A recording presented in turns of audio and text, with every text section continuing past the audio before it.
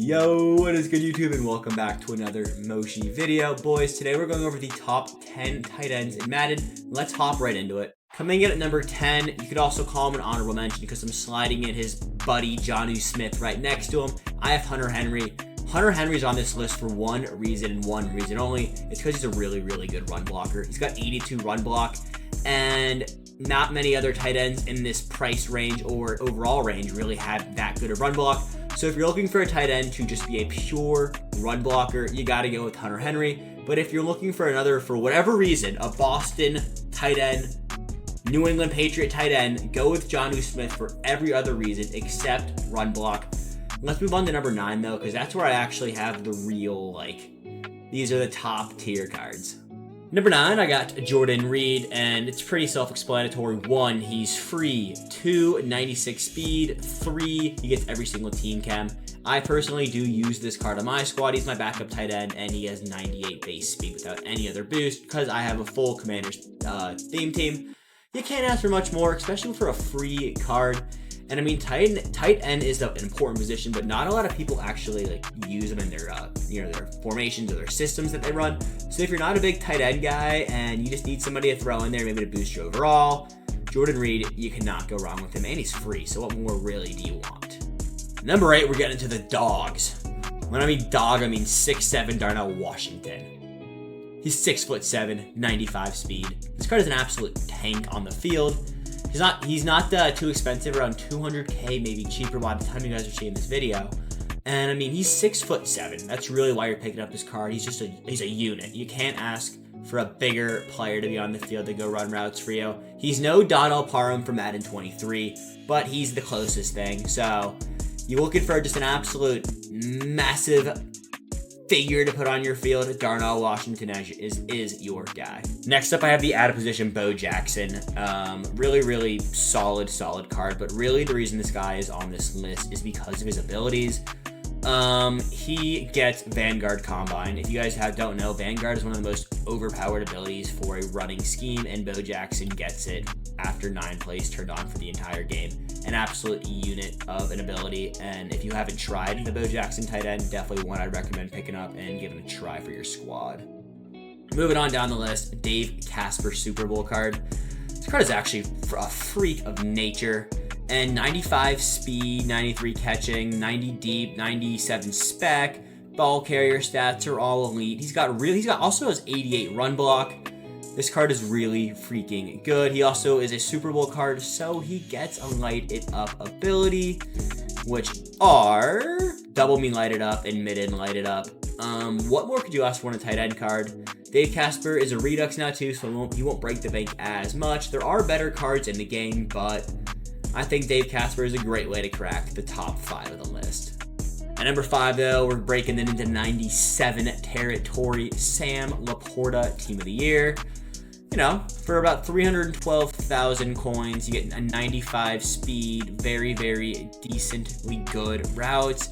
And ability-wise, Laporta gets decent abilities. So all around, for the 5th best tight end in the game, 97 all Sam Laporta. When I say decent, I mean decent as the sense is he's a 97 overall, not decent as a decent card. I think Leaport is a freak of nature. That's why he's number 5. But compared to some of these other guys that I have coming up, Leaport is, 5, mid. But he's not mid, you get what I'm saying. At number 4, I have the free agency promo Dalton Schultz, Dalton Schultz, not Dalton Schultz. What am I saying? But the only reason I actually have this card above the Laporta is because of the team chem. So he gets every single one being a free agency card.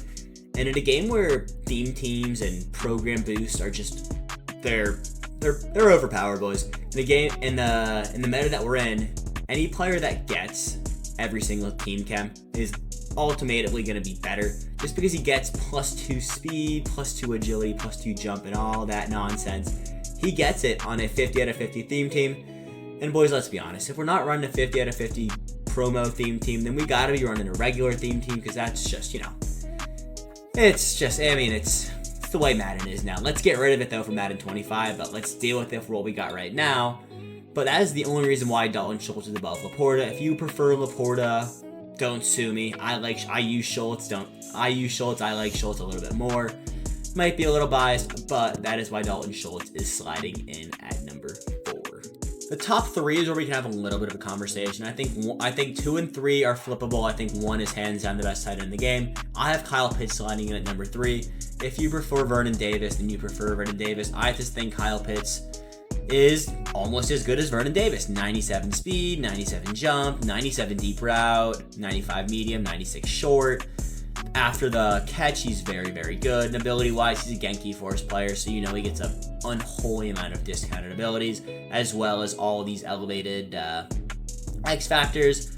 When Kyle Pitts came out, this card was so many coins. Finally got Redux recently and is going for about 500k. So, all in all, Kyle Pitts, in my opinion, the 3rd best tight end in the game, but I could also make the argument for him to be the 2nd.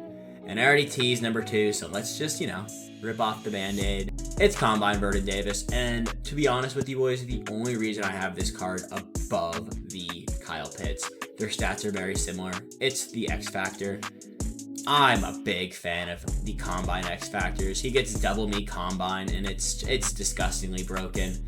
That's all I can say. It's broken. The turns on for the rest of the game after 9 plays. What is this? Most 100, but on the entire game.